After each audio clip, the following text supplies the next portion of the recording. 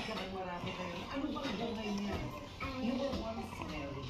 Yeah. You were once married. Ilang taon ka lang? Yan. 38? Yes. Sometimes, Karen, ang iniisip ko na lang, hindi siguro yung plan sa aking world. And that's why nangyari yung sinuli kami ng ex-husband ko na marami naman na akong nagawa na tulungan. Siguro, mas baka maging limited ako more kung nandun ako sa marriage na yun. But was it difficult to leave the marriage?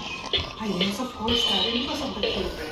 Actually, Karen, sabi ko, until my children are, nandun na sila sa stage na marrying age na sila, tsaka na lang sana ako magsaseparate.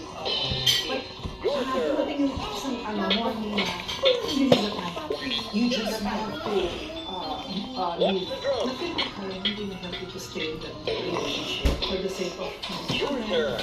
And, syempre, self-respect. And, meron siguro, peaceful life. Maraming babae na nung isipin mo you're a single. Kung may pula-pula pang chicken sa sulod. Let's leave a marriage. Let's not healthy for It's not hindi siya sabihin mo na baga na, akala ko din slice mo talaga siya. Hindi siya singaw siya sa sulod.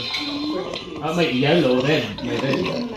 Damo, may, not damo, but nasa pinaka-inside all the way around. So, cook yung sa labas. Cook siya yung sa labas, anong yung kuha ko. Pero, ang pula, yung... It is, malaki. Sabi ko, para din ako maluto man ako. Pero sabi ko, baka i-share ko na rin na kay Jasa.